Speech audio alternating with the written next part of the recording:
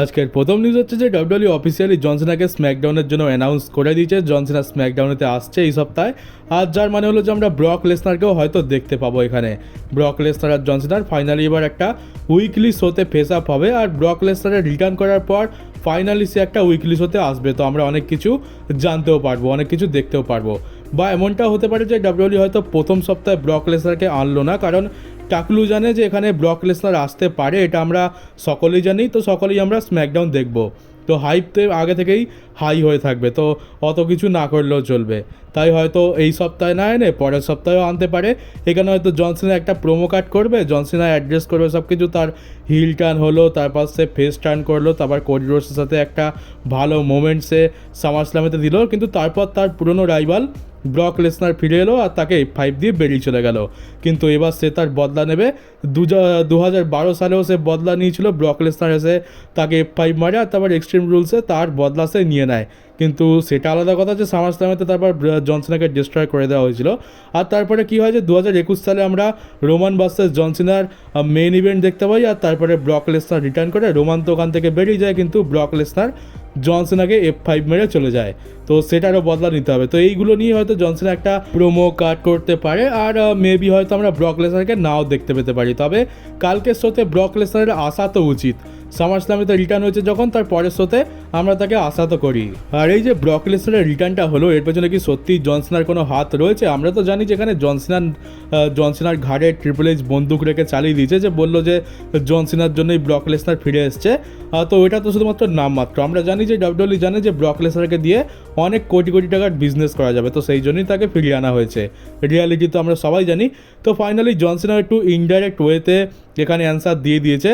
আর সে বলে দেয় যে ডাব্লিউডব্লিউ নিজে ডিল করে আর তারাই সব কিছু ঠিক করে, আর আমি জাস্ট আমার ক্যারেক্টার প্লে করি। আর তাছাড়া আমার যে রিটায়ারমেন্ট ট্যুরের যে বইটা শুরু হয়েছে, মানে একটা বই বলতে চাইছে যে একটা বই লেখা হচ্ছে আমার রিটায়ারমেন্ট ট্যুরের। এখানে আমরা যা যা দেখতে পাচ্ছি সব কিছু ডাব্লিউডব্লিউ সেট করছে। আর এই বইটা ডিসেম্বর মাসে ক্লোজ হবে, যখন সে রিটায়ার হয়ে যাবে।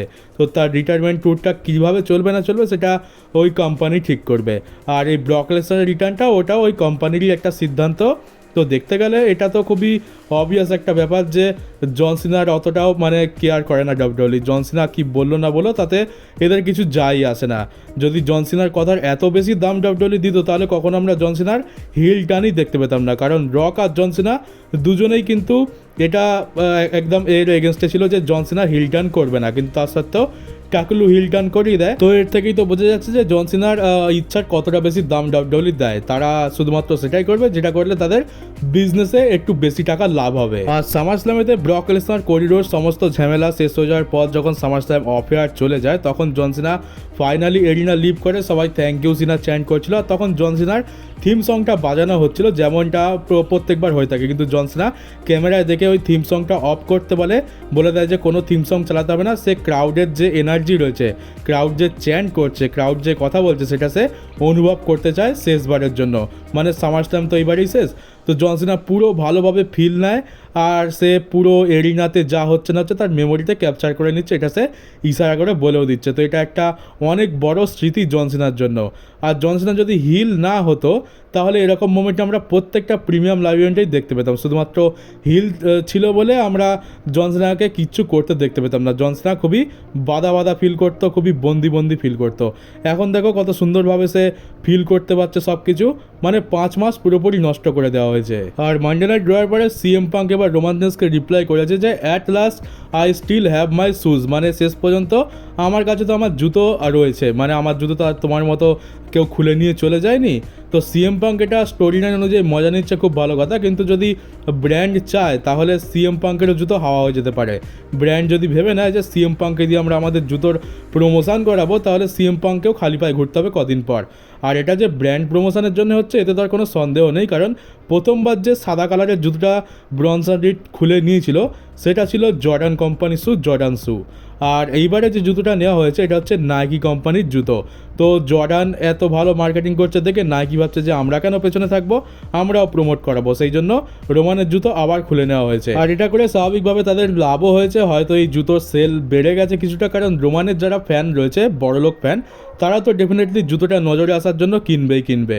আর বড়লোক ফ্যান এই জন্য বলছি কারণ জুতোর দাম কত বেশি তোমরা তো জানো, টি শার্টের দামের মতো অতটাও কম নয়, এখানে জুতোর দাম অনেক বেশি। টি শার্টের দাম মোটামুটি $34 হয়, কিন্তু একটা জুতোর দাম তার থেকে অনেক গুণ বেশি হয়ে থাকে। তো সেই জন্য এটা বড়লোক ফ্যান্সদেরকে টার্গেট করা হচ্ছে। আর ব্রক লেসনার রিটার্ন করার পর সে দেখিয়ে দিয়েছে যে সেই হচ্ছে আসল ড্র। ব্রক লেসনারের টোটাল 3টে মার্চেন্ডাইজ বা 3টে টি শার্ট ডাব্লিউডব্লিউ অ্যাভেলেবেল করেছিল, আর এখন ডাব্লিউডব্লিউ শপের ওপর ওই 3টেই টপ 3তে রয়েছে টপ সেলে। মানে 1 নম্বরেও ব্রক লেসনার, 2 নম্বরেও ব্রক লেসনার আর 3 নম্বরেও ব্রক লেসনার। ব্রকের মার্চেন্ডাইজ এখন খুব জোরদারভাবে বিক্রি হচ্ছে, ফ্যান্সরা এটা খুব বেশি পরিমাণে কিনছে, আর ডাব্লিউডব্লিউ তাদের বিজনেস শুরু করে দিয়েছে। আর আরেকটা জিনিস তো তোমাদেরকে বলাই হয়নি, এটা আমার আগে বলে দেওয়া উচিত ছিল, যে ব্রক লেসনার রিটার্ন করার পর মাত্র 12 ঘন্টার মধ্যে সোশ্যাল মিডিয়াতে 75 মিলিয়ন ভিউ গেন করেছে। আর এটা সামারস্ল্যামের ইতিহাসে সবথেকে বেশি দেখা ভিডিও হয়ে গেছে এই যেটাতে ব্রক লেসনার রিটার্ন করলো। তো বুঝতেই পারছো ব্রক লেসনারের পাওয়ার কত, সেই হচ্ছে আসল ড্র। সে সমস্ত রেকর্ডই ভেঙে দিয়েছে সোশ্যাল মিডিয়াতে। আর এই কাজটা আজ বলে নয়, জন সিনা আর ব্রক লেসনার এই কাজটা বহু বছর ধরে করে আসছে। আর গান্থারকে এখন আমরা বেশ কিছু সময় আর দেখতে পাবো না, কারণ তার নাকের সার্জারি হবে। অ্যাকচুয়ালি ম্যাচ হওয়ার কিছু দিন আগে থেকেই তার এরকম প্রবলেম ছিল, নাকে একটা প্রবলেম ছিল, তাকে সার্জারি করাতে হতো।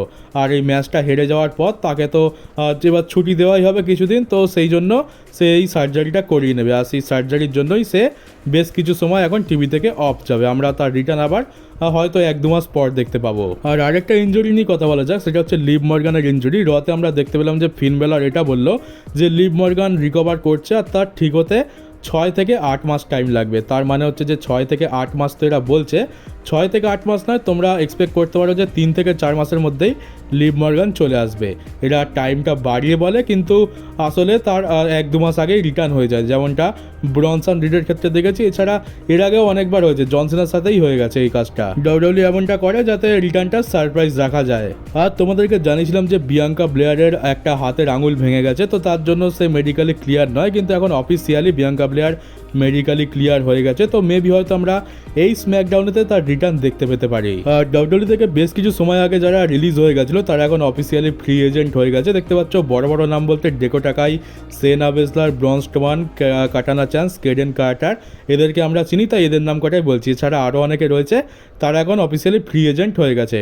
আসলে ডাব্লিউডব্লিউর একটা ক্লজ থাকে, 90 ডেজ ক্লজ এটার নাম।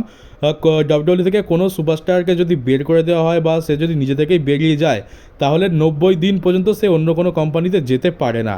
এটা ডাব্লিউডব্লিউ ঠিক করে দেয়।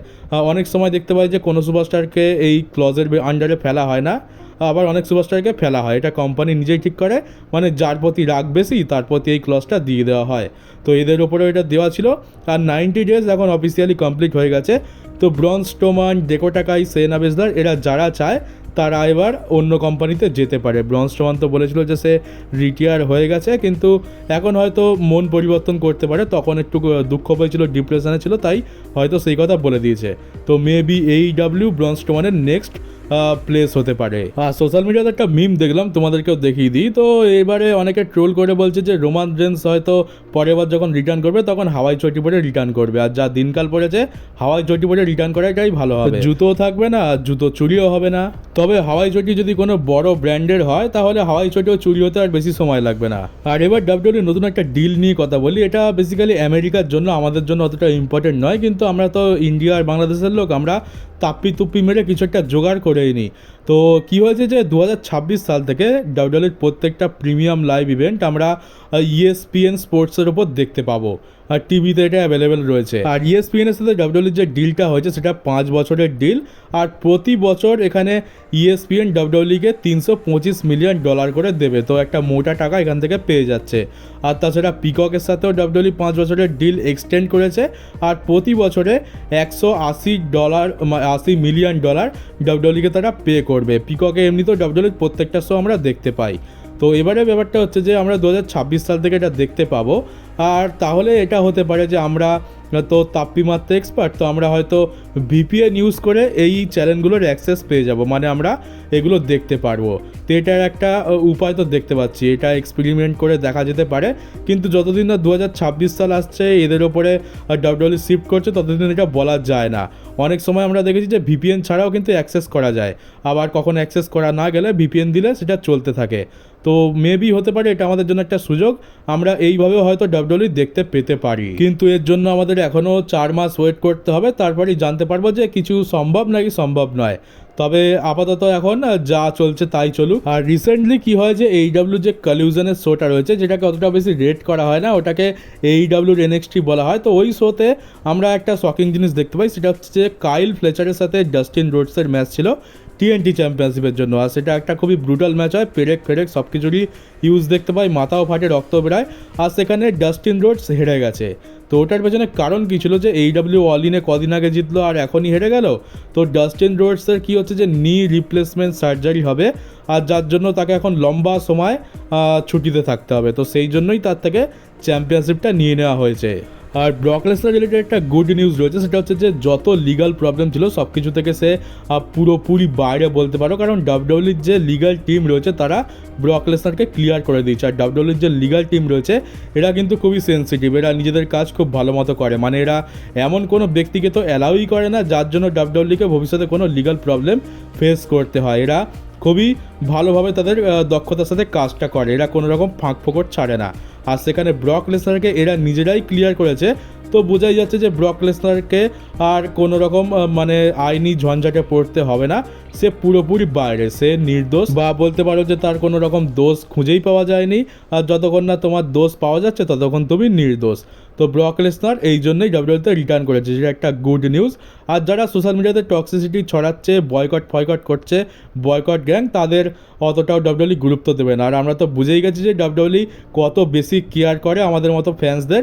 তো এইরকম টক্সিক ফ্যানরাও তো আমাদের মতোই একটা ফ্যান, শুধুমাত্র পার্থক্য হচ্ছে যে তাদের মাথায় বুদ্ধি কম আর তারা টক্সিসিটি ছড়া সব জায়গায়। তো আমাদেরই যখন কেয়ার করে না এত ভালো ফ্যান্স আমরা, তো টক্সিক ফ্যানদের আর কী বা কেয়ার করবে। তো ডাব্লিউডাব্লিউ তো কিছু যাই আসে না। তো বেশ জেনেও ভালো লাগলো যে ব্রক লেসনার এখন পার্মানেন্টভাবে ডাব্লিউডাব্লিউতে রিটার্ন করেছে, আর কোনো রকম প্রবলেম তাকে ফেস করতে হবে না। আর এটা থেকে এটা বুঝতে পারছি যে ব্রক লেসনার যেহেতু পুরোপুরি ক্লিয়ার, তো আমাদের ভিন্স ম্যাকম্যানও কিন্তু পুরোপুরি ক্লিয়ার রয়েছে, এটাও একটা ভালো নিউজ। তো চলো গাইজ, এই ভিডিওটা এই পর্যন্তই ছিল। কেমন লাগলো কমেন্ট বক্সে অবশ্যই জানিও। নতুন হয়ে থাকলে চ্যানেলটাকে সাবস্ক্রাইব করো, নোটিফিকেশন বেলটাকে অবশ্যই অন করে দিও, আর ভিডিওটাকে শেয়ারও করে দিও। তো চলো, দেখা হবে কালকে নতুন একটা নিউজ ভিডিওতে।